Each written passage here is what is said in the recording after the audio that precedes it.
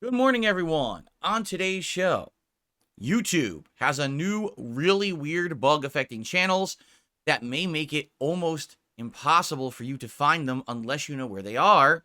So let's talk a little bit about that and how it affects stuff around here. In addition, the Helldivers 2 situation continues to spiral out of control, now with a whole new wrinkle to the plot, and we're going to talk all about it. So, all this and more on today's episode of the Level 1 Podcast.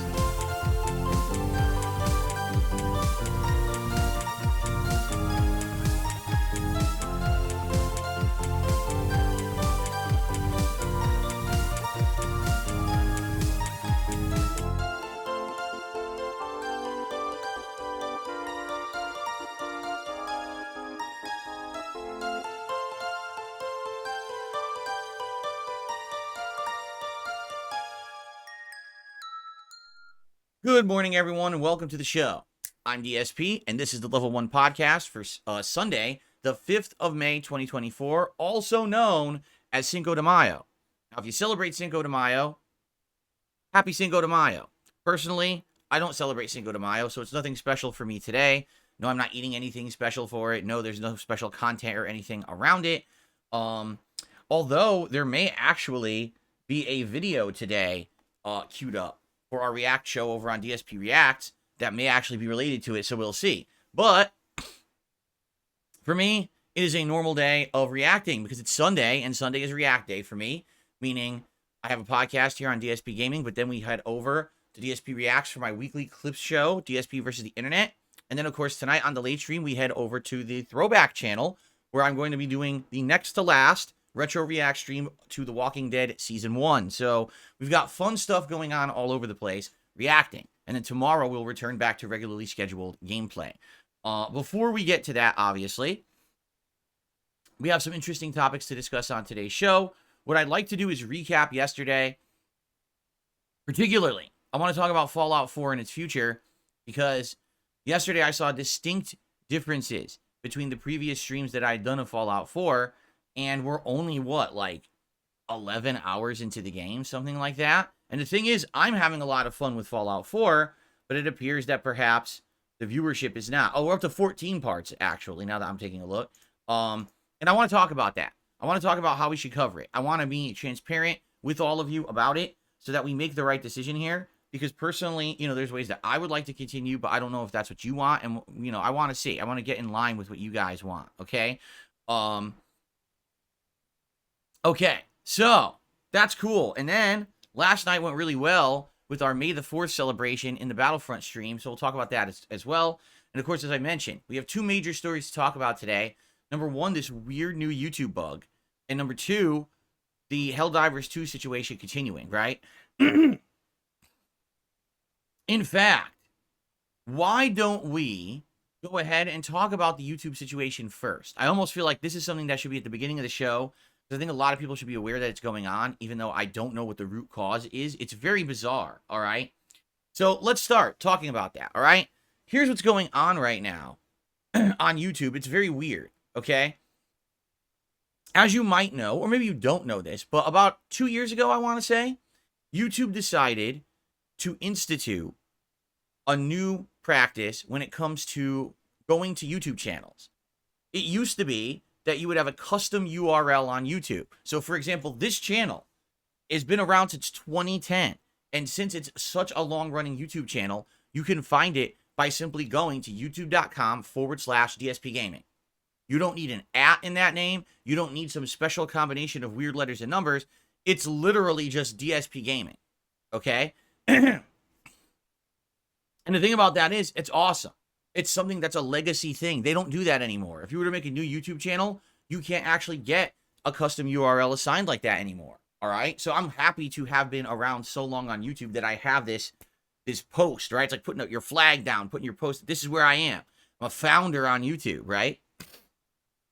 So now what YouTube does is when you make a YouTube channel, they will assign you a URL that's a bunch of random letters, numbers, and symbols. It's a big giant mess of like 20, 30 characters. There's no way you could ever memorize it. Okay? So that has been like that for a very long time.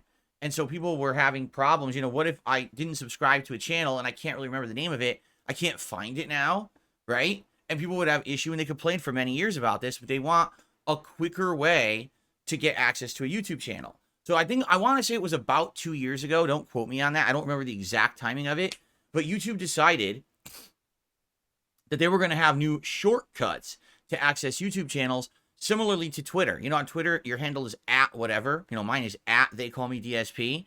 Well, on YouTube, it was either the old channels had this custom URL or newer channels had a big jumbled mess. You know, can we simplify that? So what YouTube did is they assigned channels an at and then a name. So for example, this channel is at DSPGaming. Even though you could just find it by going to DSPGaming, you can also find it by going to at DSPGaming. I know that sounds weird. My other channels, at DSP React or at DSP Throwback. So now you don't need to know the giant convoluted channel address or even, you know, favorite it or subscribe to it. You could just know to search for those things, okay? This has worked flawlessly for a while. And in fact, at first, it was actually impossible to search for those if you didn't know more information, but then they fixed it. Like, for example, sometimes people would message me and say, I want to get unbanned. My channel is at Joe Johnson or something. And I would search for it and it wouldn't come up. I'm like, well, I can't find your channel. You got to actually send me the real channel URL with all the weird characters and letters. Then I could find it and unban you. Well, within the last year, they fixed that. So now you could search and find the at, and then you could just go easily. It made things so much tremendously easier. And for me, sometimes I've even been able to do things like unban someone live on stream because they made it more simplistic, okay? Well, everything's been going swimmingly with this. I updated all of my links. Like, I have 3 YouTube channels, right? I have this one, the gaming channel. I have the React channel. I have the Throwback channel. Each channel links to the other. So I added all the links with the at names. My Nightbot commands, you know, my automated bot for the stream chat, I have those set up with the at name. So everything has been streamlined and set up to work with these now because this is a new thing on YouTube, and it's been going on for over a year and working fine. All of a sudden, 2 days ago, because it wasn't yesterday, yeah, I think it was 2 days ago, one of my moderators starts talking and says, are you aware that the at symbols aren't working anymore? And I was like, what do you mean? They're like, right now, if you were to type in youtube.com/at DSP Reacts, it gives you a 404 dead page error. And I was like, what? It doesn't even say, you know, this page is banned or anything like that. It just says 404 error. Like the actual at symbol addresses are broken. And I said, I don't know. Let me check that out. And I did. And I found, yeah, it is. It actually is broken. It won't work at all. The weird part about that is YouTube still links to those at addresses. So if you're clicking around your own YouTube page, right? At first, YouTube is using the at shortcut, and it won't work. It'll give you 404 errors all around your YouTube page. But if you eventually go to your real page, meaning if you find the real address of it, the whole page still works. YouTube pages still load. They're still searchable in the search. So if you search for DSP Reacts on YouTube, it'll pop up easily. The videos still play fine.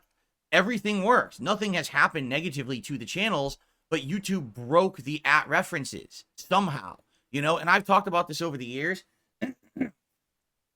that YouTube is a constant evolving organism. It is a ginormous mess of code. Imagine if someone wrote this thing in the mid-2000s and all that's happened is instead of redesigning and rebooting, they just keep adding more code to it. And that's really what it is. These coders who work for Google keep writing more code, adding it, writing it, adding it. And it just becomes even more convoluted and bloated. And a lot of the times when they go to fix something, they break something else. Oh, well, this will improve something. Here it goes, and make it live.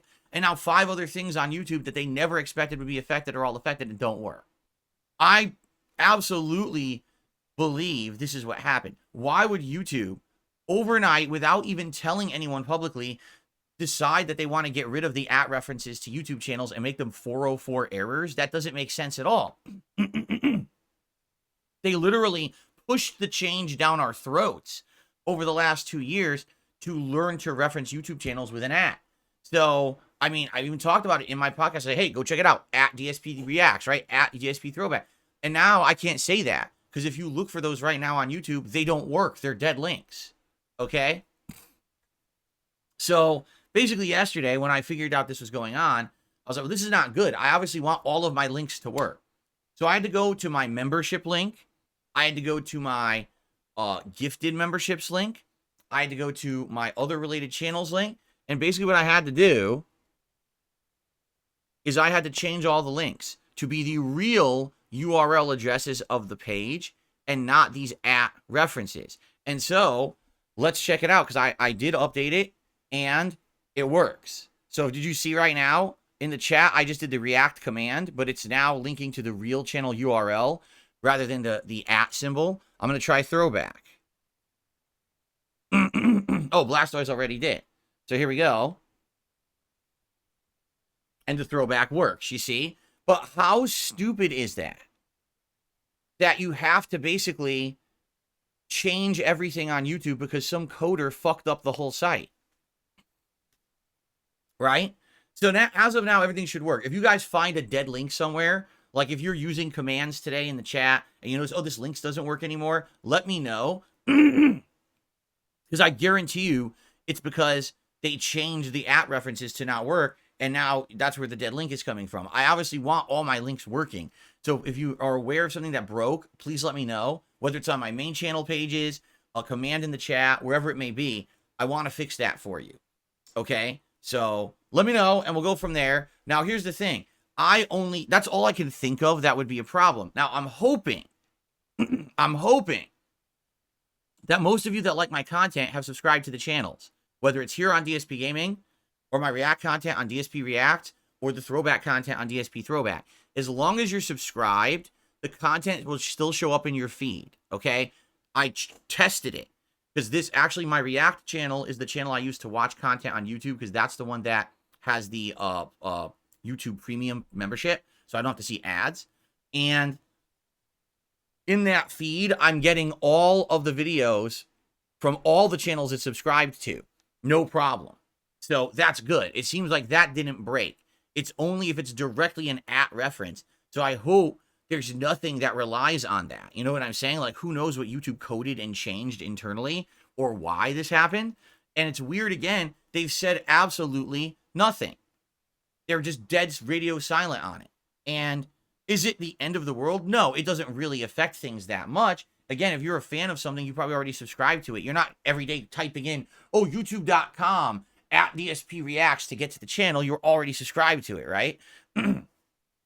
And again, if you're manually searching on YouTube for the channel, it will show up.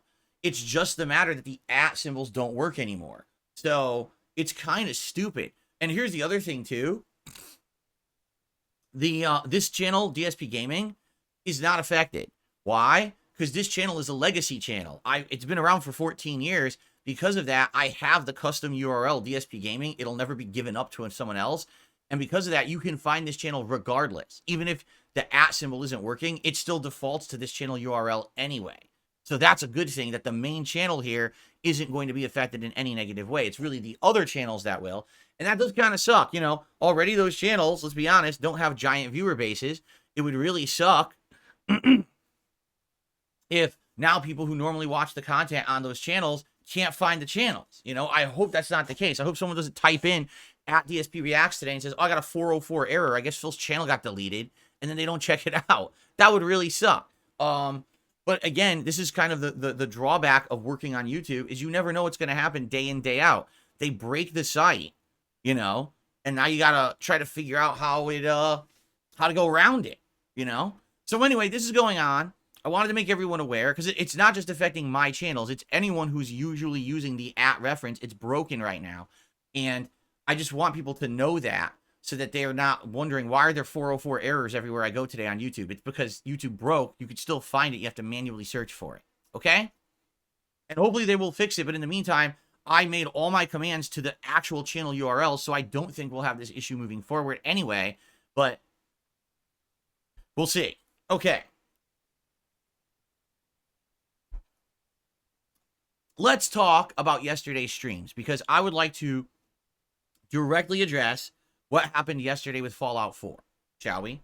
So as you know, I started playing Fallout 4 almost 2 weeks ago now, because number one, the TV show had hit at Prime Video, and in 1 week, it was one of the biggest, viewed things they had ever done over there. It's the second most viewed, the second most viewed show ever on Prime Video. In addition, Fallout Mania had hit the internet. Everyone was dying to talk about and play some Fallout games. And so there were ginormous spikes in attention on games like Fallout 4 and Fallout 76. And basically because of that, people were interested in seeing me play a Fallout game. Number two, I haven't played Fallout 4 in 9 years. I only played it as a new release. And because they had decided to release a next-gen update patch that made the game apparently be improved, people had interest in seeing me play it again. Okay? Now, it's actually the perfect time to be playing this game because there's nothing new coming out until the 21st of May that I'm interested in. So it gives me multiple weeks to play the game and get far in it before we get caught up in too much new stuff and then we can't play it as much. Okay? So I was like, oh, great timing. Let's do it, right? Let's focus on it. Let's have a good time.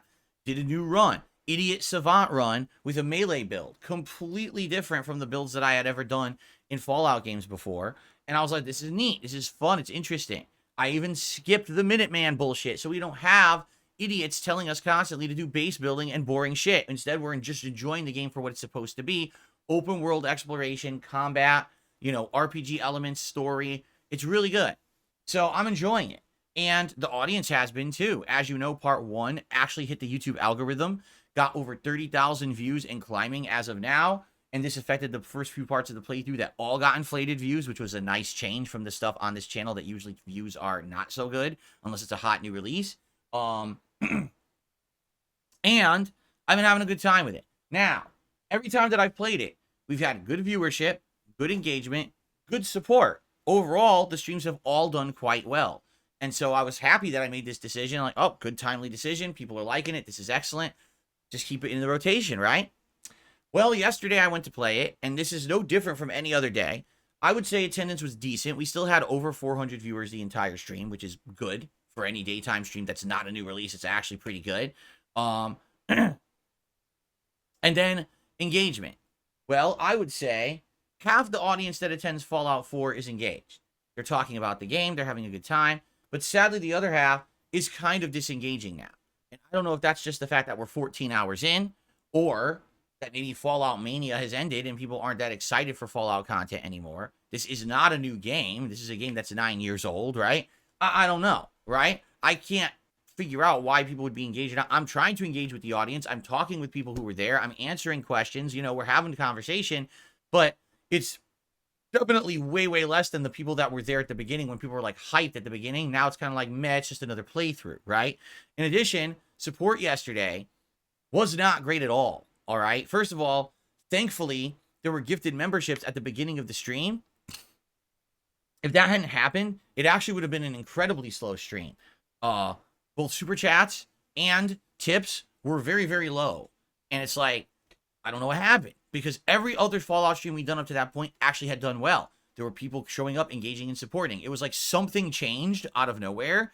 It certainly wasn't me. I'm the same guy. I'm doing the same kind of gameplay. It's certainly not the game. It's the same game. That didn't change. So what changed, And so we talked about it a bit. And I think what it probably is that the hype has died down for Fallout now, right? For a week, 2 weeks, everyone was talking about Fallout as they watched the show. Well, guess what happened? Everyone watched the show. Everyone ran to play a legacy game because there are no new Fallout games now. And because there's no new Fallout games, there's nothing to talk about, and the hype has died. Bethesda has literally ruined their own hype because they are so inept as a game development studio now. They had absolutely no products to offer anyone. No one wants to continuously play Fallout 76. A lot of people jumped in, played it for a week, dropped it. And Fallout 4 is a fine game, but it's 9 years old. This would have been the absolute perfect time for them to have a new game out. But instead, they had to work on Starfield and put that out last year, and that fucking flopped. Even though they won't publicly admit it, Starfield flopped, okay? It did not live up to expectations. It did not sell as well as they had hoped. Here we are, 8 months into its life cycle. They're finally giving it its first major patch to make it run well. I mean, what a fucking joke. That game is a humongous disappointment among the community. Yeah, there's a few fanboys who are loud about it, but for the most part, it was just a humongous problem that they took that much time and hyped up that game so much, right? It's just absolutely ridiculous that they did that and put all their eggs in that basket, and then it comes out and it sucks. And it's like, so now what? Because Elder Scrolls is many years out. You don't even have a Fallout game cooking yet. What did you do? You completely dropped the ball. Like, I got to ask the question, why even release the Fallout TV series now? What was the point? They literally had nothing to gain from it because they can't do anything with it. It didn't make any sense that they did that. It's complete mismanagement of that fucking IP and of the studio itself. Todd Howard has no idea what he's doing anymore. I hate to say it, he's just become out of touch, out of date. He's a dinosaur. He needs to stop being in charge of the studio because he's making bad decision after bad decision. So, yeah, it's pretty bad, right? And in my opinion, I think that's what's happening here is there was hype for Fallout for that first week. Everyone was excited to see me play Fallout again because it's been many years. It's been about 3 years since I played a Fallout game. And to see me go back to a game I only played once. This time around, it looks so much better than the first playthrough because now it's full 60 frames, better graphics and everything. And in addition to that, a totally different kind of build I've never done before. It's neat, right? But I think a lot of people, that hype already died and they're gone. They want something else. And I hate to say it, this is just something now that has happened in gaming. Because in gaming, what used to happen was that we had big hyped games, AAA, big releases that everyone knew were going to be good. They would come out and everyone would be excited for them. They'd come and watch the premieres of the playthroughs. They'd come and watch the later parts of the playthroughs. In general, people loved that hype. But what has happened is that in the last couple of years, the big games coming out aren't good anymore. They deflate. They're disappointing. And the games that end up being great are indie darlings, but they only last a few weeks and then they die out in popularity. So what's ended up happening is all of gaming as a whole, the entire community is now programmed to think everything is only interesting for a week or two. Then they're on to the next. Even if you're playing a lengthy game, you better rush and beat that game in 2 weeks. Because if you didn't, no one cares about it anymore. Don't want to see any more of it. Right? It's like, geez. So as a streamer or a content creator, how am I supposed to be able to play a game that's longer than, say, 20 hours? Right? Because now we're at the 14-hour point of Fallout 4. We're not even 2 weeks into playing it yet. And already there's a giant drop-off. And it's like, so how am I ever going to play a lengthy game again? If people have now been, again, programmed or it's become commonplace to just think you play a game for a week or two, you drop it. Because that's what indie games are. Indie games don't have substance. They're short, but that's fine. They could still be amazing gameplay experiences, but they're short because the studios are smaller. They don't have a big budget. They don't have a giant development team. So it's smaller, more digestible experiences that are still fun. That's great. But if everyone just thinks, dude, every game should be 1 week and then you go to the next, how do you ever retain an audience? How do you ever get interest in any game ever? Right? It's especially the kind of games that I like to play. You guys know, a lot of these games that I play are longer experiences, narrative-based experiences. How do you get people coming back for that? If they're just going to say, it's been a week, on to the next. On to the next what? There's nothing else. There's literally nothing else right now. So what do you want? I don't even know what you're asking for, right? So, basically, yeah, I don't know how to get people hooked on a playthrough like this because people were so excited. That's why I started playing it again. And now immediately, like not even 2 weeks later, I couldn't believe the difference. All right. Now, here's the thing. Maybe it was just a fluke. It was only one stream like this. I don't want to kill a playthrough or dramatically change the way I deliver it to you just because of one stream. All right? So I'm going to give it another shot. We're going to do Fallout 4 again later this week. We're going to get to the schedule in a second, and I'll tell you. But we're going to do it as a day stream again. And we're going to see if it recovers a bit. Are people more engaged, right? Are people more supportive? Do people want it more as a daytime stream? If not, and we do it again, and it ends up basically not doing well as a day stream, we can easily turn it into a late night chill stream style game. But just understand then, we're not getting anywhere in it very, very soon. You know, late night chill stream games are only 2 hours a pop. And you usually play them about twice a week, maybe 3 times if you really push hard, and I schedule it a lot. But you just don't make as much progress, right? And especially a game like Fallout 4, you know the game is long. Plus it has DLCs, which I don't know if anyone was interested in seeing me play them. But I have the DLCs, right? And I just feel like I want to keep playing it. I'm actually really enjoying it. But maybe this is a case where really it was just based around height. And sadly, if people are just going to trail off and not care about it anymore, then maybe we do have to move on. And if that's the question, then what do we move on to? Because like I said, there's really nothing going on right now. I was going to balance Fallout 4 and Another Crab's Treasure for the next 2 weeks while we had variety on the night streams, having Street Fighter 6 or Helldivers 2, or maybe every once in a while a Star Wars stream. And of course, at some point during May, I was planning on starting my co-op playthrough with my wife when we finally got a schedule set. So I was set until the end of the month when new stuff started hitting, but now I don't know, right?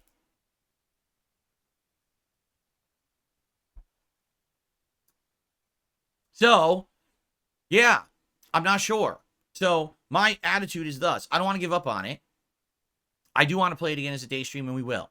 And then we'll see what happens, and we'll make a judgment past that. Okay?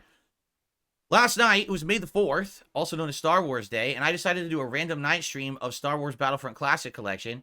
The game has not improved whatsoever. It's still wonky. It's still messy. They did not even patch it again, I don't think. So I played it, and actually, surprisingly enough, I'm getting better at it. Like, I'm actually kind of learning the foibles of the game, that the hit detection is so bad. Certain weapons just don't work, but others do. I'm learning how to better aim, and I actually adjusted my aim sensitivity dramatically, and all of a sudden I was able to get better kills. Like, I was sniping and I was hitting people with the rocket launcher when previously I couldn't. So I actually was doing well. In fact, most of the gameplay last night, I was in like the top 10 on my team every single match, and I had a positive kill death ratio literally every single match. I was like, that's kind of silly and sad because I know I'm not good at the game. Also, man, it was a very high engagement, high support stream. People were talking, we were having fun, we were joking about Star Wars, we were joking about other things, we were having a good time. I was in a jovial mood. Everyone even said, wow, you seem energetic. I'm like, yeah, we're just messing around. This isn't a narrative-based game where I have to focus on things going on and pay attention. Instead, I could just kind of dick around and have a silly time. And that's exactly what we did. And dude, support was sky high. Super chats, memberships, and tips were amazing last night. And I'm like, wow. Now, am I actually expecting that every time I play that game? Absolutely not. It was just a silly thing. But every once in a while, I think to play that game is a funny variety thing. But I just had a great time, and I think people saw that, and it ended up being a huge supportive and successful stream. So thanks to anyone who was there live last night. I hope you'll give the gameplay a look after the fact. It is silly gameplay, but we had a good time together. Okay. Today's React Day. Podcast now. When the podcast ends, we all head over to the DSP Reacts channel, and there it is, my weekly clips react show, DSP versus the internet. This week, good variety of clips. I think we have like a documentary style stuff. We have game trailers and things like that, previews. I believe that we have some food vlogging. There's a lot of different stuff this week. Good variety of stuff over there. And it looks like we have a chance we may watch every video. Reason being, it fluctuates every week. Some weeks we have more videos, some weeks we have less. It just so happens I noticed a pattern. This week we have a few less videos, but also a lot of the videos are shorter. You know, some weeks we get people submitting 20, 30, 40-minute videos, and I'm like, there's no way I can watch all of that. It's a clip show, right? This week, a lot of the clips are like 3 to 5 minutes long. So if that's the case, we may actually get through every single clip on the React show this week. I'm not promising that, but we may. So we'll see how the show goes. Now, I just want to say this up front as well. The React channel, DSP Reacts, okay, currently only gets revenue from 2 sources. And one of the sources is not ad revenue. Reason being, the vast majority of videos that I put on that channel get claimed by somebody else, because even though it's legal and under fair use to react to other people's content, YouTube still lets people claim those videos and get ads on them for themselves rather than me. So I would get almost no ad revenue on that channel at all. And being that most content on the channel is the clip show, that's it, you know? So really, that channel gets support from 2 sources. Number 1, memberships. And it is the people who are members on that channel who submit the clips for the show. The Ultra members were guaranteed to watch their clips every week for 4 weeks per membership. And the submissions to your members are the ones that go into that randomized playlist, and we have an equal chance of being watched. So those, thankfully, those members, and thank you so much to those who are members over there, they're the ones who are kind of the lifeblood of the channel, giving it support so that we can actually, you know, have it can be a consistently watched channel because it makes some money. But in addition, It's the streams. When people come to the live streams and they do super chats, super stickers, memberships, gifted memberships, or tips, those streams are what allow that channel to continue to keep going. All right. It's definitely not viewership and it's not ad revenue. It's a different model than most other YouTube channels. However, for some reason, last week's React stream did not do well. In fact, it was really, really slow. All right. So here's the thing. If you support this podcast right now, anything that you do on this podcast counts for that as well. All right. I count the podcast and the React show as kind of one entity.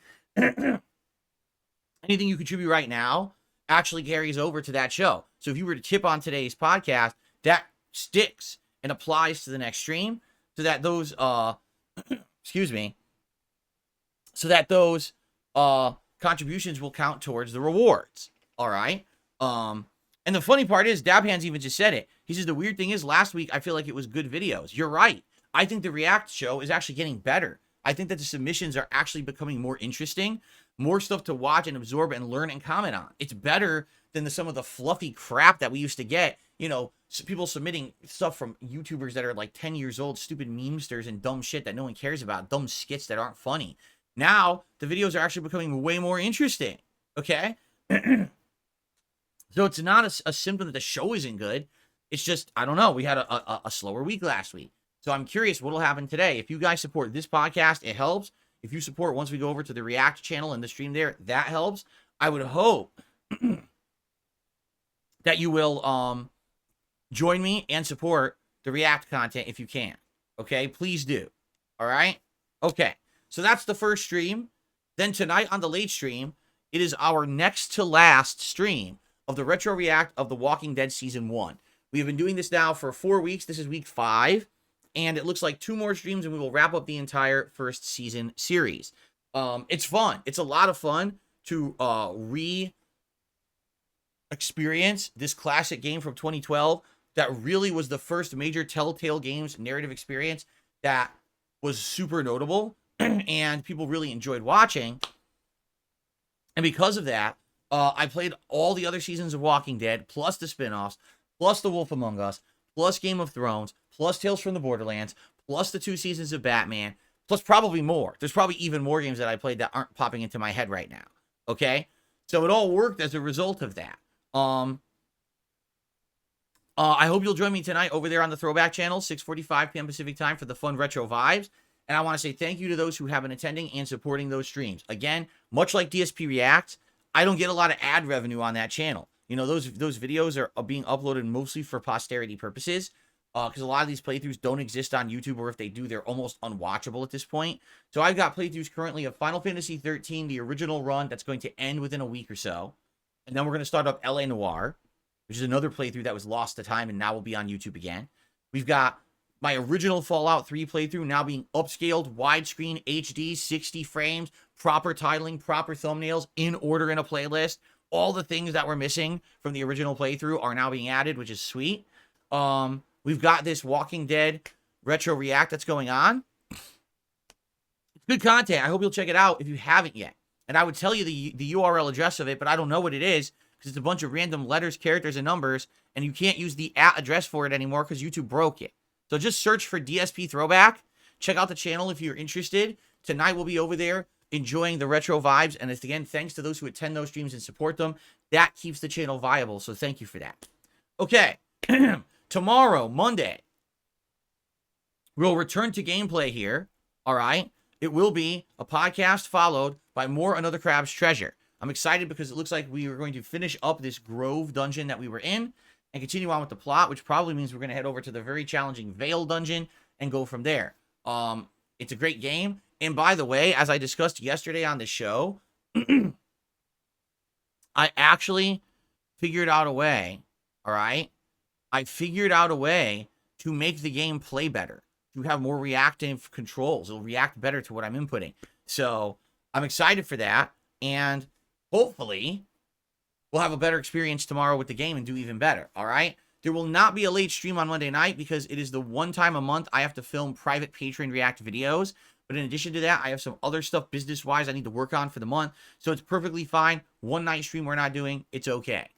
Tuesday is when I'm going to give Fallout 4 another shot. Let's have Tuesday be another Fallout 4 daytime stream. Let's hope for the best. Let's hope people will show up, engage, and support this time. And maybe it really was just a fluke yesterday. And then Tuesday night, I think I'm going to continue on with Street Fighter 6 Zangief, trying to get him to master rank. It's going to be rough because every time Zangief faces a top tier character, it's like a nightmare because he's not that good. But I'm doing my best to climb the ranks, and I did climb some last time, and I'm hoping for more progress Tuesday night. Wednesday, the entire day is up in the air, okay? Wednesday's daytime stream can either be more Another Crab's Treasure or Fallout 4. I'm open to either. And in fact, I may do a poll for it. I'm not sure. I'd like to play either game, but I'm undecided on what I want to do. I think it's going to be partially determined on how Fallout 4 does on Tuesday, okay? Wednesday night, also completely open. I'm thinking we could do some more Helldivers 2, if you guys want me to go back to the game, or we could do something else. I'm not sure. I don't want to do more, Street Fighter again. That's too much Street Fighter. That'd be overload. So I'm debating what I should do Wednesday night. Last time that I played Helldivers 2, it didn't do well at all. Remember I moved Helldivers from a day stream to a night stream last weekend? It failed. People did not show up, and the people who did show up weren't engaged, and then the support was abysmal. So obviously maybe it's the same thing. Like Fallout had its week and a half. Well, Helldivers has had about a month. Maybe the hype for that game has died out too. I'm not sure. Okay?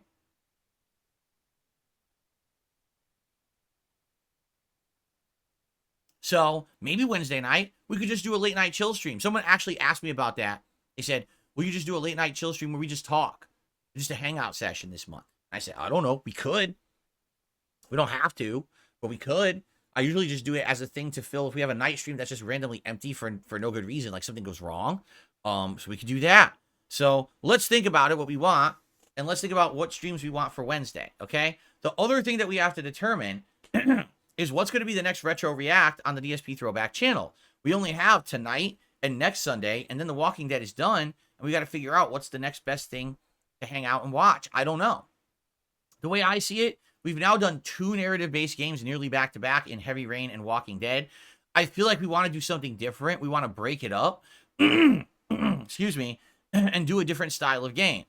Man, I'm really sorry. The stupid frog in my throat today is bothering me. Hopefully I can get it out.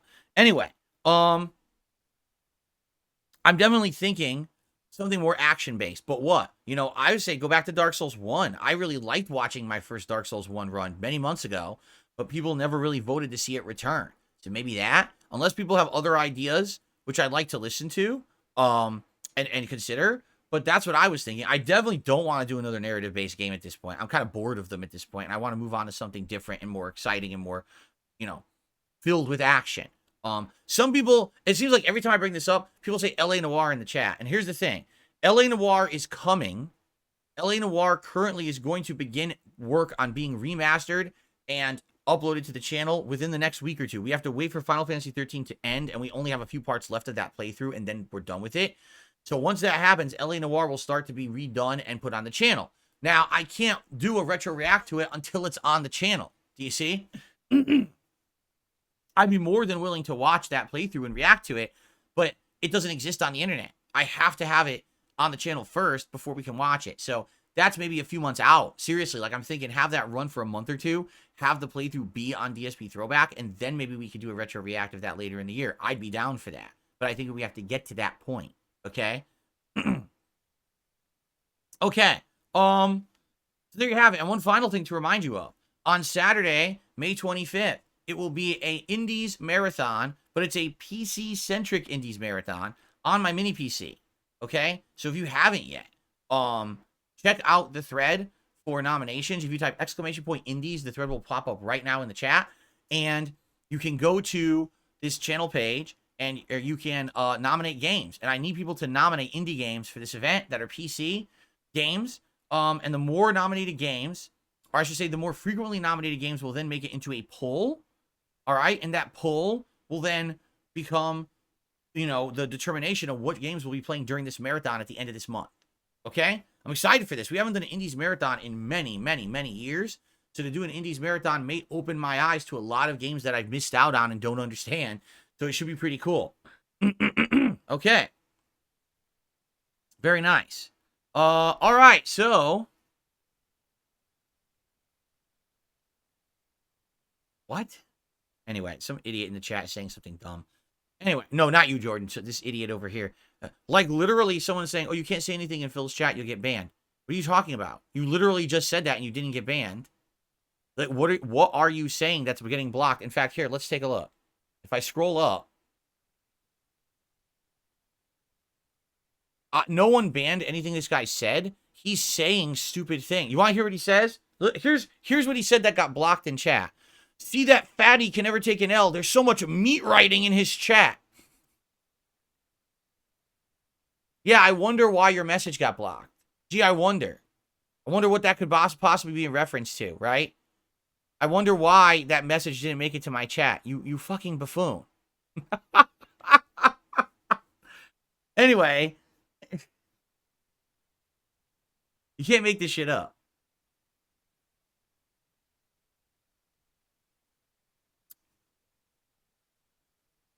So let's just get rid of him now so we don't have to deal with this nonsense any further.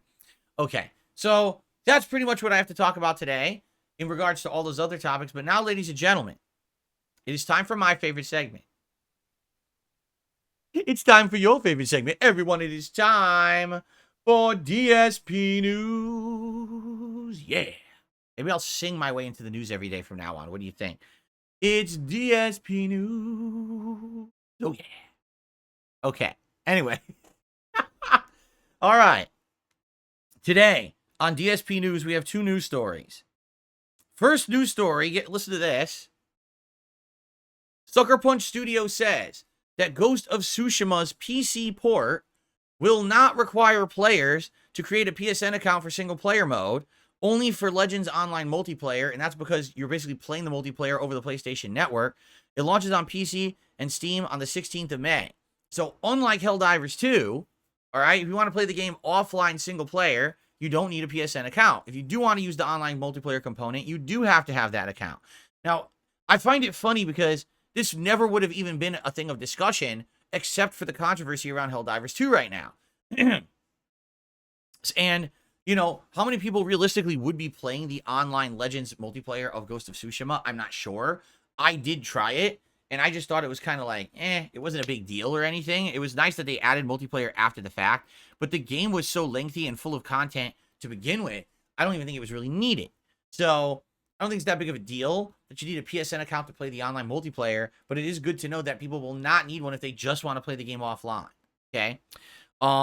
Speaking of that, let's now get to Helldivers 2. This is the main story for today. Yes, are you ready for this? So I'm just going to read this word for word. Shout out to Culture Crave on Twitter, who summarizes a lot of gaming news stories, and this is one of them, so I'm just getting this right out of their feed.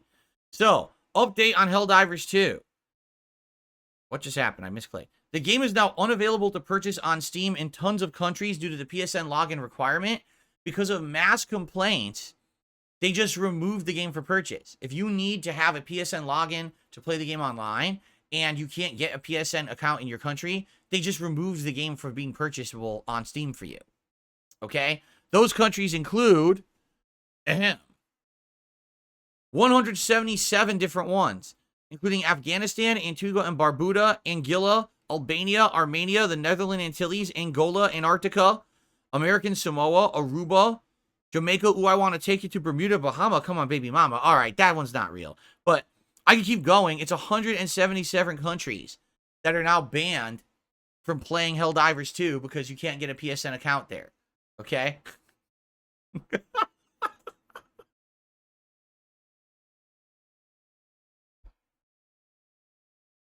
Okay. The Beach Boys are banned from playing Helldivers 2. All right, continuing the story. Just listen to this. Steam is now approving all refund requests for Helldivers 2. Any player who requests a refund request on Steam for Helldivers 2 is getting a refund. Even if you've played it long over 2 hours, they're just mass granting refunds across the board. What? That's crazy. So imagine you played Helldivers 2 for like 2 months, you got bored of it. You could just go get a refund right now. You shouldn't. You played it for a shitload, but they're just giving everyone their money back on Steam. What the hell? That's weird and unprecedented, right? Continuing on, there's now been over 100,000 negative reviews and climbing rapidly put against the game on Steam. The Steam is now getting review bombed. All right? And the community managers of Helldivers 2 are encouraging players to reach out and share their negative thoughts directly with Sony representation, because apparently the people who made Helldivers 2 hate this decision about the PSN required login. They know it's killing their game, and they don't want to see their great game now become a failure because Sony made this insanely bad decision. So there you go. Okay. That's it. That's okay. I had another screen grab here. It's actually the same exact information. So, wow. What a turn we have had. We went from Helldivers 2 being one of the most successful, unexpected indie darling games ever to within 5 days now becoming one of the most hated, crapped upon, downvoted, and I'm going to guess most refunded games ever in history. And I'm really wondering about this, because if this is the case, all right, how on earth is this company going to continue to be successful? If everyone just decides they want their money back, right? That's fucked up. People have played this game now for months and enjoyed it. And yes, it's kind of messed up if you cannot continue to play it because you don't have a PSN account or whatever. But imagine if everyone just starts getting refunds. They just start mass requesting them, right? I don't know. I don't know what's going to happen. Sounds pretty bad to me. And I guess this is one of these cases where really Sony botched it. I mean, can you really blame the Helldivers devs? They have nothing to do with this. They don't want the PSN login requirement. They certainly don't need it. You know, why would they care? It's Sony that has this determination and forcing this on the player base. And, you know, I hate to say it, but there are some times when something happens that's just not the common occurrence, right? An anomaly. I really feel Helldivers 2 is an anomaly. It's time to make an exception, right? If they were to do the right thing, they would say, all right, listen, what we want is for this to be a community that's under the control of PlayStation Network so we can ban players who are hacking and doing abusive stuff. But you know what? If it's really going to have this much of an insane backlash and this kind of a problem for the entire Helldivers community, then we're going to err on the side of doing what's right for that community, and we're not going to enforce it. We're going to say, in this case, we'll make the exception. All right. Okay, fine. But it seems like Sony, I mean, it's been 5 days since this announcement, and Sony hasn't changed their tune at all on this. So I don't know, right? Like, how does this work? Do you really think that this studio deserves to have all negative press about their game and everything because of a stupid Sony bureaucracy decision? And the thing is, I can understand why Sony wants to have this level of control over the game. There's too many scumbags on Earth. And they just go into these games and they make racist accounts and they harass people and they really fuck with the way that a game's social aspect is supposed to operate. If we didn't have these social degenerates as part of our common populace creating these problems, you wouldn't need to have a PlayStation Network account to begin with.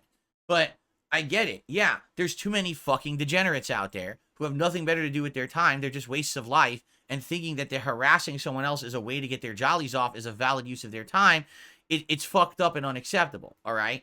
So this is just Sony trying to have their control over it, as appropriate. And I think the messed up situation here was that if you knew up front, from the get-go, that this game that you were getting into and you were dedicating all this time to learn and to play and to get with your friends and hang out and have this social experience with, if you knew that game was going to be PlayStation Network, required at the beginning, then this wouldn't have been an issue. But they removed the requirement. You didn't need it. So people never thought that it was going to come back. They're like, oh, they removed it. Okay. And now, 3 months down the road, there's this requirement. It doesn't seem to make much sense, does it? Right? It just doesn't to me. Like, it seems like Sony, if they knew what was good for them, would be like, all right, this is an exception. This doesn't happen all the time. But this is just a game that got virally popular. Tons of people playing it. Didn't need the requirement at first. Let's just make the exception. It is what it is. People just have to accept the fact that there may be abuse and stuff in the game. There's nothing that Sony can do to interject themselves into that. It's just got to be, dealt with as much as possible by the game devs themselves, I guess, internally, if they can. Who even knows? But I just feel like it should have been an exception. And it's like Sony's unwilling to budge on this right now. They're just like, nah, we just said it, and that's it. We're stepping back, and too bad. Deal with it. Like, yeah, well, people are dealing with it. Just not the way that you want. You don't want over 100,000 negative reviews, thousands of people requesting refunds and climbing, and people panning your game. I mean, this is absolutely stupid. So, I don't know. What's going to happen again? I told you, I'm going to keep following this story. This is the third day we're talking about it, and it's just getting worse. It's certainly not getting any better. Every time we talk about the story, it's getting worse, right? It's like, oh my God. I hope there's some kind of a, and I'm decompressing my back right now if you're wondering what I'm doing. I hope there's some kind of a resolution, because the game certainly doesn't deserve this, and the game community doesn't deserve this. This is a stupid corporate decision. And I just hate to say it, but let's be honest, it really is a bunch of corporate decisions that are ruining gaming right now, right? It's the corporate decision of Bethesda to fuck up their whole studio and make it so that they can't develop games fast enough, so they have no game out when the Fallout show comes out.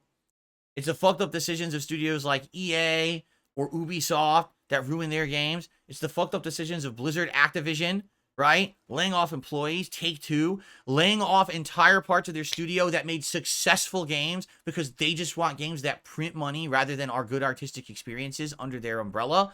It's like, enough is enough. Why do we keep letting rich people sitting in a fucking boardroom who are out of touch with what people want dictate what people get? I'm really at a loss here. Why do we keep doing this? Why do we allow this to happen? Right? We're the ones who speak with our wallets and with our voices, so we should. We should stop allowing the big companies to do this kind of behavior. We have to. We can't just let them do whatever they want and stomp all over the studios and the people, or else it's just going to get worse. Every game is going to be a big schlock fest, So, anyway, I mean, it's just like story after story these days. Another corporate bigwig makes a stupid decision, and now everyone's pissed. Well, this is like the 14th time we've had this story since the beginning of the year. At what point do we say, okay, we get it. The management are fucked up.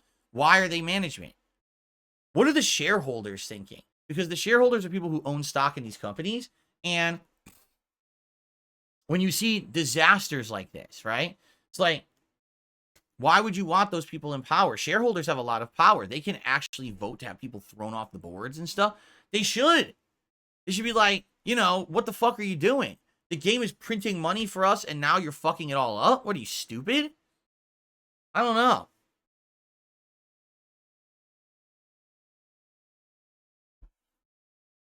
Anyway, that's DSP news for today. That is not what I wanted to click on. I wish that we had better news for you, but we don't. That's all that's going on in right now. Okay? Okay. All right. So, guys, those are the topics I wanted to cover today. We have a couple shout-outs to do, and then if more contributions come in on this stream, I'll shout them out. And again, if you contribute to the stream right now, this helps the React show. So please, if you want to, support, please do. It would really help to go over there and have a solid start. What happened last week was, actually, the podcast did quite slow. And then when we got to the React show, it just continued on slow. And I was like, oh, this is not good. I really hope that the React show support does stay consistent. We had one slow week last week. I don't want that. I like doing the React show. I do. I love DSP versus the internet. I think it's a really cool show. I don't want to see it fall by the wayside now. So please consider supporting. Okay. All right. Jordan did the first super chat of the day and said, nominate Stardew Valley. Jordan really wants to see me play Stardew Valley during the upcoming Indies marathon event. And again, I'm not opposed to that. I already own it. I bought it many, many years ago, and I played it in a similar Indies event. I believe that one was held during like a summertime or something like that. And I haven't played it since, so I'm sure by then probably the game has had like a million updates and stuff like that. So I'd be okay with that. But be sure to nominate it if you're interested. Again, if you want to nominate games for the indie event, type in !indies in the chat. The link will pop up. Or if you're not watching this live, it's just on the community tab of DSP Gaming's channel page. Scroll down and you will find this thread from like a few days ago where you can nominate indie games. Okay? All right, cool. Let's see here. Lady Charisma has tipped $2 and says, when I submit videos, I try to send in something clips even I try to send in interesting clips. Even if some videos are longer, I know that at least we'll get some good discussion going, like the DRM video from last week. An example from this week is a video on Fallout to show how far mods have come to update the 360 era Fallouts. Well, there you go. Cool. Thank you, Lady Charisma, with the first tip of the week.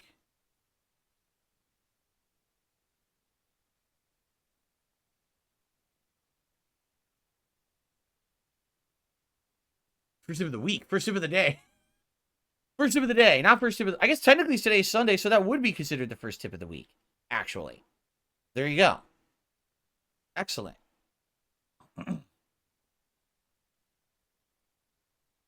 Okay.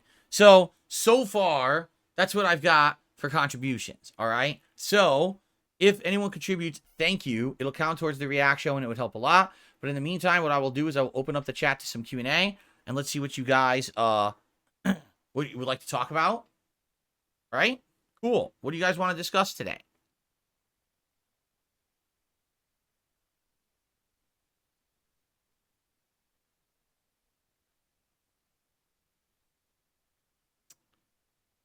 Joel says tomorrow we'll either hear Sony is downscaling everything in Helldivers 2 because of the massive exodus, or the miraculous post-Easter resurrection with them going back on their decision. It'll be wild.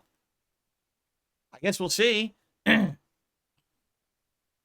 right, that's another thing too. If the amount of support for Helldivers 2 is about to drop, a lot of people are refunding. People are not going to play it anymore. They're probably going to say, well, guess what? Don't do the roadmap of updates you were going to do. Because now the player base is going to go away, so there's no point in putting that much time and effort into it. Which is pretty messed up to think about, right?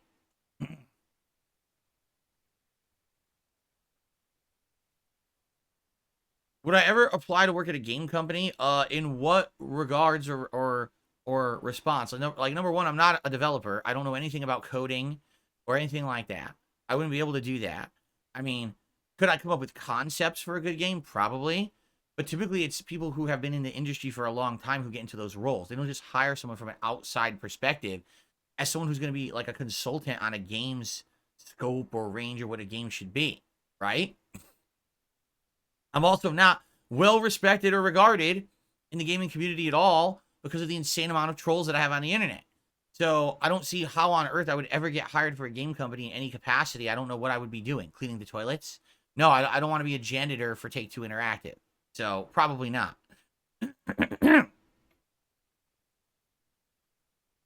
That's cool. Princess Consuela says it is official. All the mods for Fallout 4, PC, and console all work now. So they fixed them all. I wonder if that means that Fallout London project will now be back underway. Because remember, it was supposed to come out soon. And then this mod, or this update, basically killed the project. But now maybe they'll fix it. That'll be good. Barrel Shroud says, so much for democracy. They limit access for half of the planet. It's true. It's a game about spreading democracy. It's a parody. It's a joke. But that's the thing, the point. And then, oh, by the way, half of you can't play it. That's funny.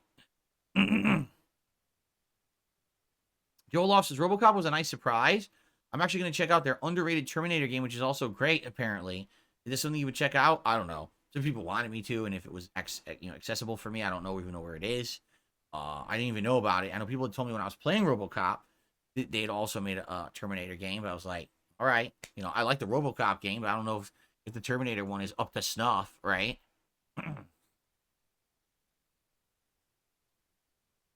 All right, I'm about to sneeze. If you guys give me a second, I can blow my nose. I'll be right back. Okay, I'm back. Tubs asked, how many games are allowed to be nominated for the Indies Marathon? There is no limit. You can nominate as many as you want, But just keep in mind, if you pick up a post like 17, 18, 19, 20 games, I'm going to probably have difficulty counting all of them and following them, especially if you're going to nominate games that no one else ever heard of and no one's going to also nominate. Remember, it's not just that the game got nominated, it's that it got nominated by enough people that it made it to the final poll. So if you nominate Joe Splamoni's Adventures of Manhole Cover Throwing, and only one person has ever played the game and will ever play it, it's not going to make it to the marathon regardless if you nominate it or not. Okay? You see what I'm saying? You got to find games that other people will also back you up on. I have no enemies. So good morning. Even though Another Crab's Treasure has some wonkiness, are you loving it? I like it. I'm not going to say I love it. I am. There are times when I'm genuinely enjoying myself with the exploration, platforming, and some combat aspects. There are some times when genuinely the game is pissing me off as well, which I guess is part of the Souls-like formula.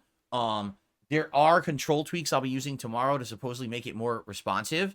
And if that is the case, then maybe I'll like the game a lot more. I guess we're going to find out. Okay? All right.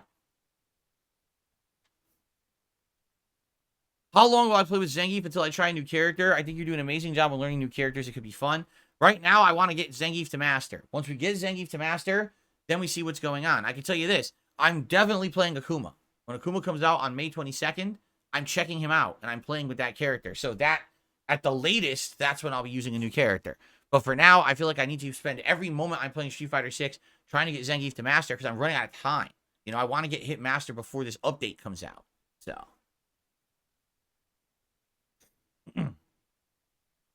That's right, Akuma baby. Akuma baby! Still don't know what that means, or why the guy said that like that ages ago on my Xbox 360, message that I got. Joeloff says, if Sony sticks to this decision with Helldivers 2, they can still remedy the situation by either putting Helldivers 2 also on Xbox consoles or by making the game available to all PlayStation Plus subscribers. There you go. Akuma, baby!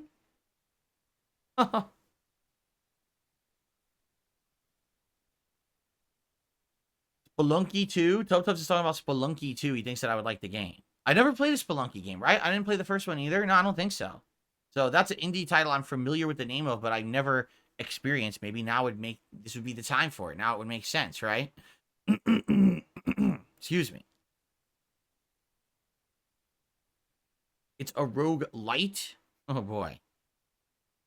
You know me and roguelikes. Oh, I'm so in love with them.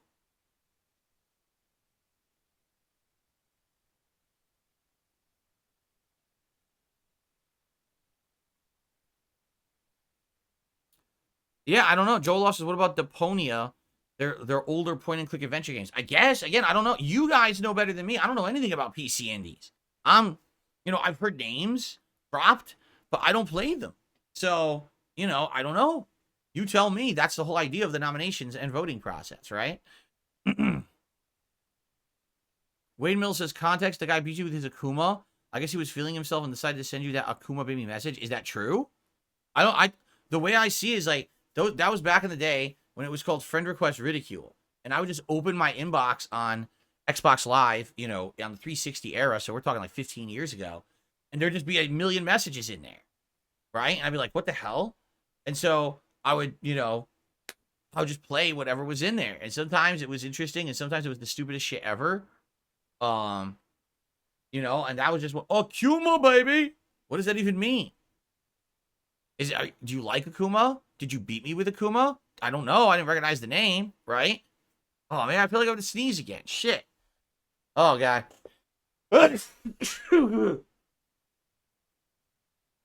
Oh. Oh. Sorry. Excuse me, everybody. And I even blew my nose. It's still tickling me. My left nostril is still tickling me. What is going on? All right, hold on a second. Okay, I'm back again. Whew, I'm sorry, and I hope that I don't keep sneezing like that. That sucked. Okay, I received a $5 tip from Handsome Tuna Roll. Happy Cinco de Mayo to Phil and Kat. Are you getting a chicken burrito tonight? No. When you were filming your podcast with the camera and just with the camera off and just a slideshow, could you show us what you were doing? Were you slouching in the love seat on your phone, laying down with your legs up, looking at the ceiling? Thanks. Huh? What a weird request. So hold on a second here.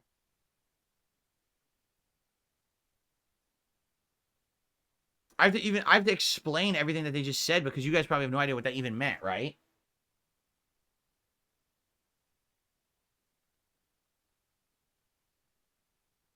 That's funny that I have a tip and I have to give you guys like prerequisite qualifying information, right?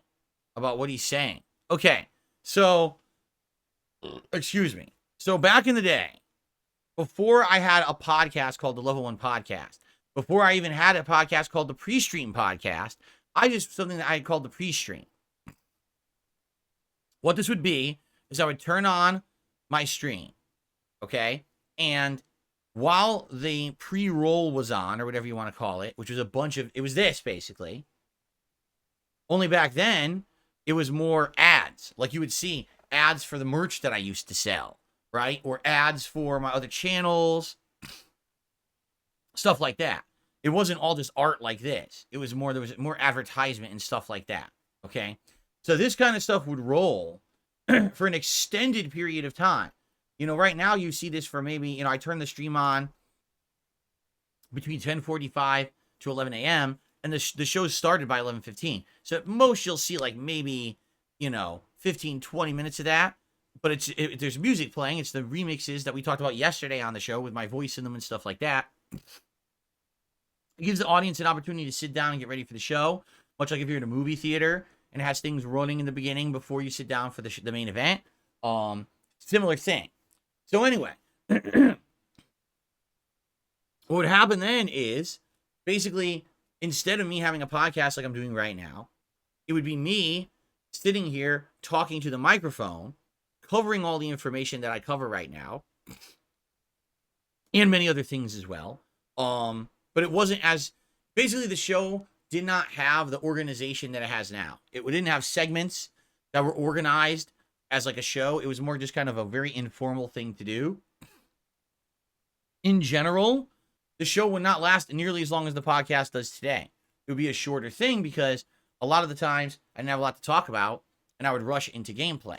All right. This show now has a consistent audience of anywhere from 500 to over 1,000 viewers a day, depending on the subject matter, just on demand. In addition to the hundreds of people that are here every day to see this show live. Okay, so there's a lot of people who like the show and watch it, and they like the format, and they like the different segments and things like that. So, when the show was way more informal and wasn't really a podcast per se, but it was just known as the pre-stream, all right, I would sit here and talk with you guys. And basically what I would do is sit here and I would look at the chat and talk with you guys directly in the chat, or I would, if there was something else I was talking about and I need to open it up or whatever, I would open it up, right, on the laptop or something like that. What else did I do? Like, how was I laying around? Did I have my legs up or whatever? Was I relaxing? Sometimes, this was before this chair. It was before the other chair. It was when there was a love seat here. The thing was, if I were to like lay down, like let's say I was on the love seat, if I lay back, you couldn't really hear me on the mic well. So I really couldn't relax when I was doing the pre-stream like that. I had to more like just be kind of upright and sitting like this. You know what I'm saying? Anyway, what ended up happening was, I did that for a while, right? I did. Those pre-streams were a consistent thing for a long time, but people didn't like them. They basically, the feedback that I received was that it was impersonal. Phil, if you're going to sit there and talk before your gameplay starts, we want to see you. We want it to look like we're having a conversation with you. We prefer if it was a more formal thing. Right now, we're literally sitting there and you're talking to us, but all we're seeing is this. And that's boring. We don't want to just see a slideshow for an hour, right? We want to see you. We want it to feel like it's a piece of content that you're putting effort into putting out. So I listened to your feedback, and over time I determined you're right. What I should do is convert that pre-stream into a formal show called the podcast. I would actually schedule the podcast for a certain start time and an estimated end time, so people knew, hey, if you're here for the gameplay, don't come early enough to watch the podcast, right? Come by later when the podcast is over, and that way you'll get your set 3 or more hours of gameplay, rather than sitting here and bitching that I'm doing a pre-stream every day, which is what happened. A lot of people got whiny about it. I'm like, oh, he's doing a pre-stream. Why does he just get to gameplay like all the other streamers? And the answer is because the other streamers literally sit there having social interactions with their chat for hours on end and barely focus on the game because they didn't do a pre-stream. They don't get the topics out of the way. Instead, they just have this permeate all of their content. So they're sitting there trying to play, and all they get is a million questions about something else, right? Imagine if the Fallout TV show is all the rage, right? 2-3 weeks ago. And someone boots up a game, an unrelated game, but the first hour of their gameplay, all they get are questions about the Fallout TV show. So literally, they're making no progress. They can't even concentrate on what they're doing. That's what I would have faced if I never did a pre-stream or a pre-stream podcast. So that's why I wanted to do it that way.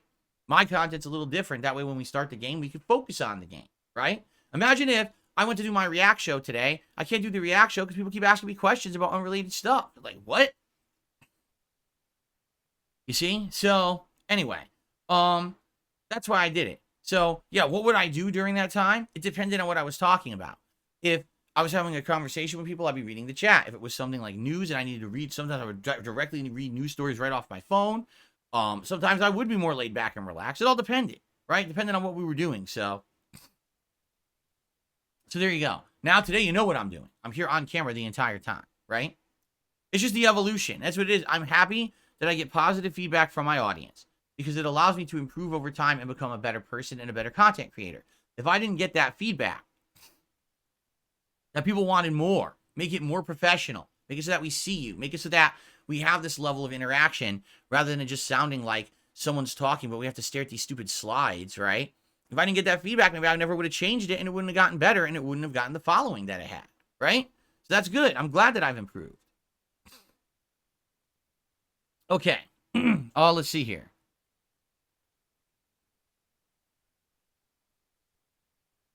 Ponage 101 has tipped me $5. Thank you so much. He says, I nominate either River City Girls or Shantae and the Seven Sirens for the upcoming Indie Marathon. Well, I hope, please put that into the thread. I know of both of those games. I've heard good things about both of those games. I would hope that more people would nominate those games so that they have a chance to be played and get into that final poll that'll be going up in about a week and a half. So thank you so much, Ponage, for the support and for the suggestions. They sound good. I believe River City Girls is like Streets of Rage, pretty much, right? And the Shantae game has been around for the longest time, right? It's been a side-scrolling action platformer. And that ages back like 20 years, I think, if I remember correctly. Didn't they used to have them on like Game Boy Advance and shit? So, that's been around for a very long time.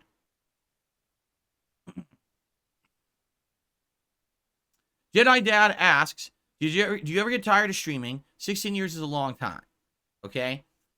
Let me put it this way. I don't get tired of streaming. All right? I like streaming. When I started to feel burnt out was around 2016, because until 2017 came around, I was not an interactive streamer at all. I was someone who, from the years of 2008 to 2013, only made offline content, on-demand videos. Then, as streaming got more popular and people wanted direct capture, I upgraded my setup. And when I started doing that direct capture live streaming, I treated it as if the audience wasn't even there. I ignored the audience for the most part. I left the moderation to my moderation team. And I just sat here focusing on the games as if it was just me in the room playing a game and no one was watching. And that was a huge mistake.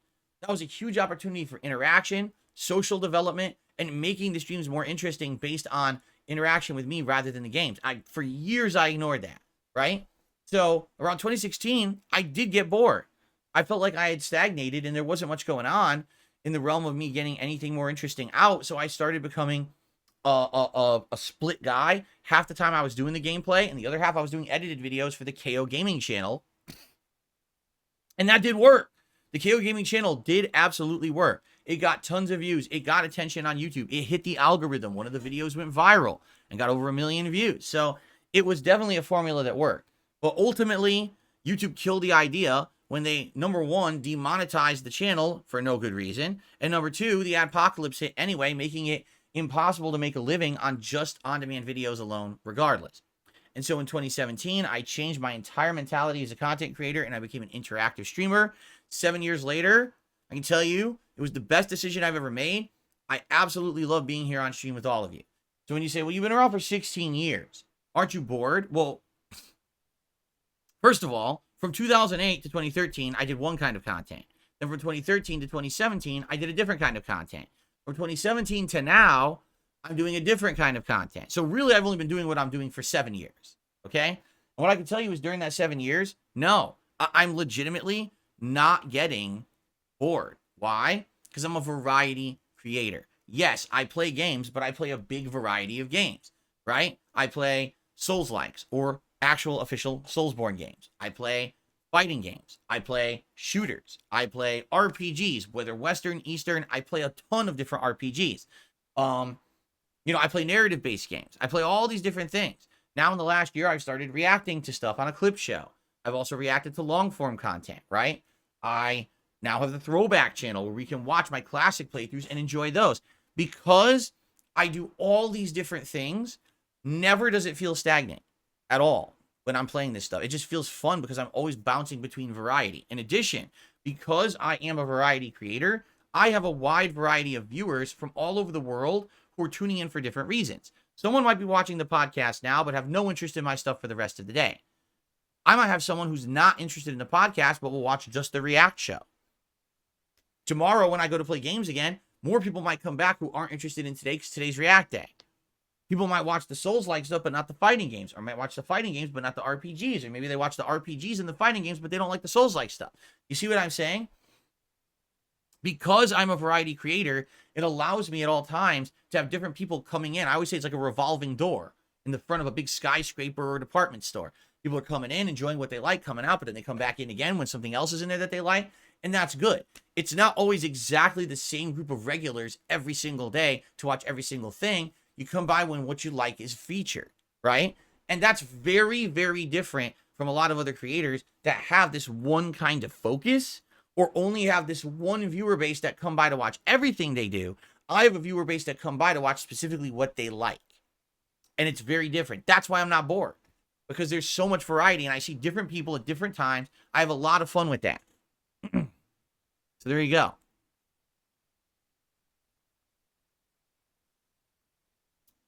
Oh, let's see here.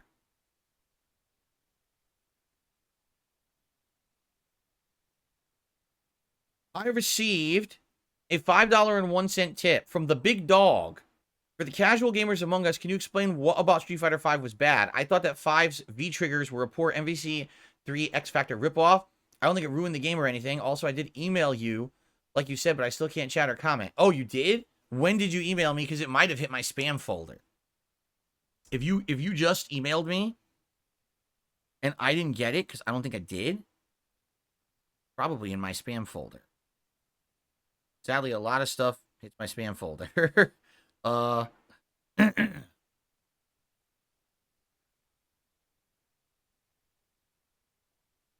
see.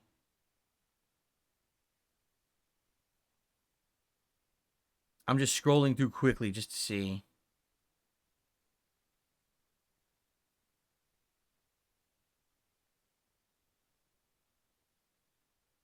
I don't see anything. I guess it depends on when you emailed me. Email me again. And if I know that it's coming, right? If I know that it's coming, I can keep my eyes peeled. And if I don't see it in my inbox, then I can check my spam folder. I don't see it now, and I'm going back like 2 days. So more than likely, it's clogged in there. You know what I'm saying? Yeah. Anyway, email me again, and I'll take a look. Sorry that I missed it. So Big Dog wants to know, what was it that I didn't like about Street Fighter V? Okay. Man, there was a lot to not like about Street Fighter V if you were a longtime fan of the series. The thing is, if you weren't a longtime fan of the series, you probably had no concept of why that game wasn't good. I mean, there's a million things I can describe. I'm going to try to summarize. Okay, number one, when the game was originally developed, all right, They developed it to have insane amounts of input lag because they felt that the online gameplay wasn't going to be good enough to hold up to a modern fighting game. So they purposefully made it so everything in the game had massive delay. All right. When all the moves had more delay than any other fighting game ever, it just makes it not really fun to play or competitive instead of being able to react to what your opponent is doing. So I'll give you an example. If a game has very little input delay, it means that when you push the button, what you do almost instantly comes out in the game. When a game has a lot of input delay, it means when you push the button, there's a delay between when you push and something happens in the game. Okay? So let's say, for example, you are Ryu and your opponent is Ken. And Ken jumps at you and you see him jumping and immediately say, I'm going to hit him out of the air with a Shoryuken. So then you input the Shoryuken, press the button, boom, it comes right out, knocks him right out of the air. You successfully hit Ken with an anti-air Shoryuken. That's core gameplay of Street Fighter, okay? But it relies on the input delay being low enough that when you see Ken jumping, you have the time to do the input it, the game registers it, and will give you the Shoryuken to blast him out of the air. In Street Fighter V, the input delay was so bad at launch that basically certain things were super easy to get away with abusing. Certain attacks were just, you couldn't really do much about them because by the time you saw the attack and you tried to do something about it, it wouldn't come out in time. Okay? And again, this is because of the online component of the game. They felt that having that input delay innately designed into the game would make it so that even if the online play lagged, no one would really notice because the game already had this delay in it. I know that sounds really stupid because it is. It's one of the boneheaded, most dumb gameplay decisions they ever made in a fighting game, but they did design the game around that. Now, competitive fighters hated this and absolutely demanded that it be fixed. And within about a year to a year and a half, through their seasonal changes, they did fix it. They dramatically reduced input delay. So now, when you press the button, your move will come out a lot faster, and it made it so that the game was a lot more skillful rather than based on prediction. Because that's really the problem. When you have a game that has that much delay in it, it becomes more about predicting and playing a pattern than playing in an intelligent way. Because let's be honest, if you can see something happen and react to it, that depends on hand-eye coordination, skill, speed of recognition in your brain. That's all something you can train and level up. But when you can't do that, when it's too slow, you just end up finding patterns that beat everything. Oh, I know what to do. I just do this one pattern, and literally you can't react to it, so it just kind of traps you in the corner, and then I just do it again, and there's always a chance that something will hit, and if it hits, I get a giant reward, and that's the game. Like, literally, that was Street Fighter V. Street Fighter V was guessing patterns and just throwing them out there and hope they hit, and if they don't, go to the next pattern. Because no one could react to anything. Now, after a while, they fixed the game. I say after 2-3 years of this game being out, they did patch it enough that now the responsiveness was repaired. The problem is you design the entire game around pattern play. So even though you could respond to things, the game really wasn't meant to be played like that. And so there were some people, for example, I remember there was this video of a Guile player.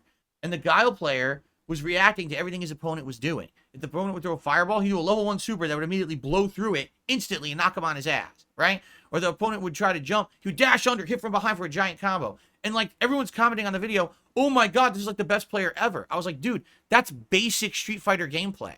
That's like in Street Fighter 2 in the 90s, that's how you would play the game at a basic entry level.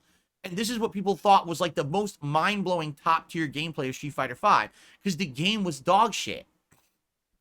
It never was meant to play like Street Fighter. It was meant to play like some kind of a new fighter for a new generation who just want to play with online lag. It was shit, okay? Now, like I said, they did change it and fix it over time, but literally the first 3 to 4 years of the game's existence were awful. And it didn't make sense. Oh, we had to wait 4 years for the game to be good. Then why did you play it for 4 years? Were you stupid?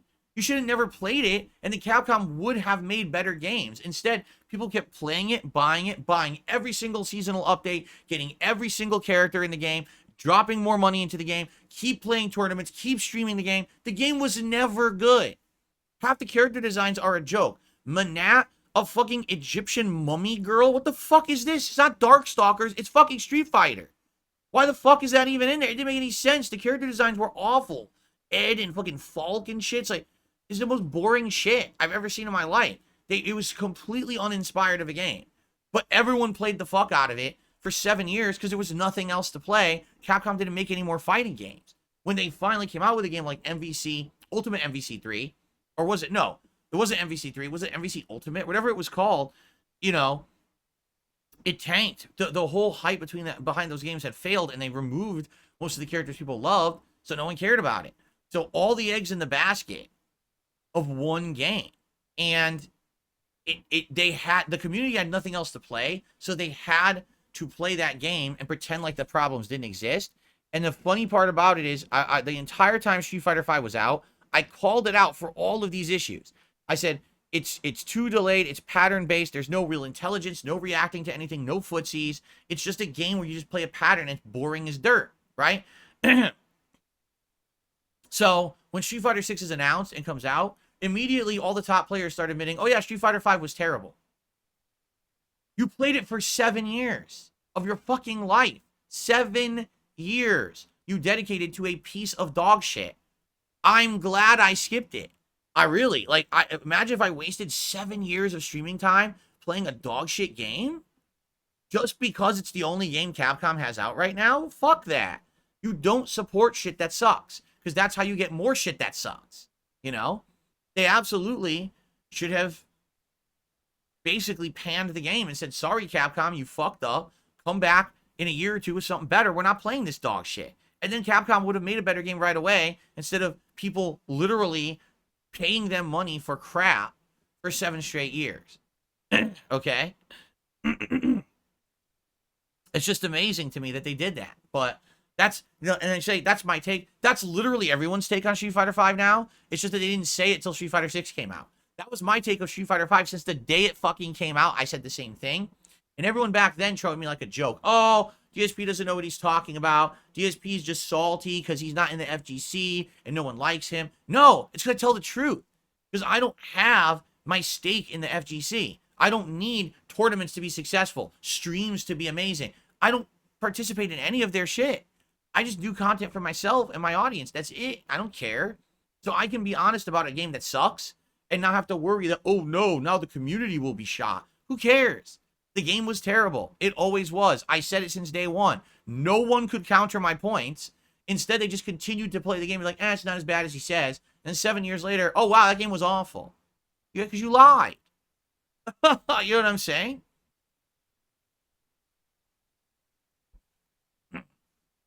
Exactly right, Pwnage. He says the players... Well, see, I disagree with this statement. He says, the players didn't have a choice but to say good things about Street Fighter V. It was the only Street Fighter game they had at the time. No, they had a choice. They had a choice. They chose to sell out, is what it was. Every one of them who kissed that butt of Capcom and said that game was good and lied, they had the choice to be honest and be like, no, this game is bad. We should not support it. It's really bad from the get-go. Just the innate design of the game is bad. Let's not support it. And even if Capcom flubs it for a couple years, they'll go back to the drawing board. They'll make something new. Instead, we had 7 years of a bad game. And, you know, let's be honest, that's a lot of the reason why a lot of my viewing base went away for Street Fighter. When I started playing Street Fighter 6, I didn't have nearly the amount of people following me anymore. Why? Because for 7 years, I didn't fucking care about fighting games in any competitive way because Street Fighter 5 was awful. I used to have people coming all the time to watch me play fighting games. They loved it. And a lot of them just went away because they said, wow, Phil's just not a fighting game guy anymore. You know? People should always be honest in life. I'm sorry, man. It's too many people. Well, I got to take that bag and I got to fucking get ahead for myself. No. For me, I've never been like that. You know, I always try to tell it like it is. I'm honest with this audience about games and the like. And I'm not going to sit here and sugarcoat my opinions, right? Yes, you're right. That's exactly what the FGC did. They chose to basically ignore all the problems of the game because they didn't have any other games to play that were Capcom based. But they didn't have to. They chose to do that for personal gain. And that's what upsets me about the FGC. They were literally dishonest for 7 years. What the fuck? Then when the new one comes out, the bandwagon of shitting on Street Fighter V begins. I told you it sucked since day one. But now I was the one who was treated like crap and told, oh, you're the outsider, you're the salty guy because you're not good at fighting games anymore. That's what I heard too. Phil just talks shit about Street Fighter V because he's not good at fighting games, right? What? I don't even care. I'm not a competitive player. I'm not trying to win tournaments. What does it have any factor on anything? But they had to make an excuse of why I was wrong. Right? So anyway, I hope that answers your question, the big dog. There's more to it than that, but really that was the core problem, is the overall design of the game was not meant to really be competitive, and it took many years for them to fix the game enough that it played competitively. It was just pattern play for a lot of that. And I mean, I could continuously go into it about how the character designs are atrociously bad for a fighting game. The art style is a joke. It looks really stupid. The characters look like doughy action figures made out of fucking claymation and shit. I can keep going. I mean, there's so many missteps in that game. Would my life have been different if Street Fighter V was amazing upon release? Yes. I plan on a huge launch event for Street Fighter V. I actually bought an expensive joystick for its launch. I was planning on doing insane amounts of coverage of the game. I was like, this is my opportunity. Because here's the thing. When Street Fighter 4 came out, I was basically a little rinky-dink guy on YouTube. I wasn't well known. It just so happens that when Street Fighter 4 was blowing up in popularity, my videos did too. Boom. So Street Fighter 5 was my opportunity. So now I'm a full-time guy. This is my job now. This is not my hobby anymore. I can literally play the crap out of this game, cover it in depth, talk about different characters and builds, be prominent again for fighting games. And literally within 2 weeks of the game being out, I hated it. I can't believe how bad it was. So yeah, like no exaggeration. If Street Fighter V was a good game, probably a lot of shit would have been very different. I probably would have been covering fighting games to a much higher capacity. I probably would have been known for covering fighting games. Instead, it became the absolute opposite of that, right? Excuse me. Guy Lloyd, you are an outright liar, and you can now get banned from the chat. You're literally a fucking liar. But what it is people like to rewrite history to base their own narrative, right? So he says in chat, oh no, the whole FGC criticized the game and said it sucked. That literally didn't happen. I'm the one who said it sucked, and everyone made fun of me and said I was a liar. Oh, he's over-exaggerating. What are you talking about? I was the one who called it out, not them. I was the one. That's when a lot of the FGC, you don't listen to that old salty bastard. He's on the outside fringes of our community anyway, right? That's how I was treated. When I started saying that shit, I had a whole video about it, how the FGC was being dishonest to everyone about the game and should man up and be honest. And then they basically made a laughingstock out of that. But again, revisionist history to serve your own narrative. No, sorry. They were all fucking cashing in on that shit. Keep in mind, Street Fighter V was the era. Esports was hitting fighting games. Sponsorships were hitting fighting games. So the money was there now. So now we got to cash in on that. How can you literally look at the cast of Street Fighter V at the end of the day when all the DLC fighters were released? Can you really look at that cast and say that's a serious fighting game cast? You see the characters in it? There's a character that's the size of the screen, like this. Right? It's like, what? There's characters in the game that don't even play like it's a fighting game. It's like you're playing a different kind of game. It's like, what? It doesn't even make sense at all. But people just defend it blindly because they're just dumb. They're ignorant. God.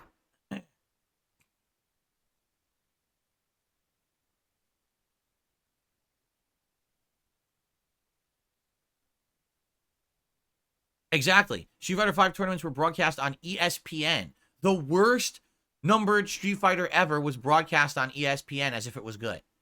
I remember that.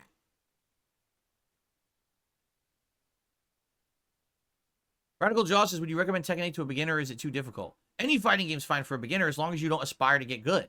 Tekken has a very, very sharp learning curve with a sharp level of execution and timing required to play well at a competitive level. You would not be able to play that game at a high level without insane amounts of practice and study. So it's easy to just jump into and casually play, but to play at a higher level, no, you know?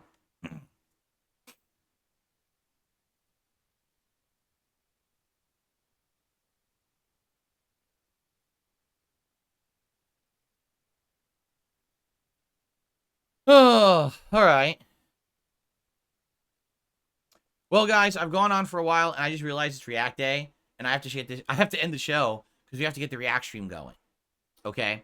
So let's end the show. Thank you for hanging out. For those who did support early on, I appreciate that. Again, remember, this will carry over to the React stream, and my hope is that today we're going to have a solidly performing React stream, because last week it really did not perform well.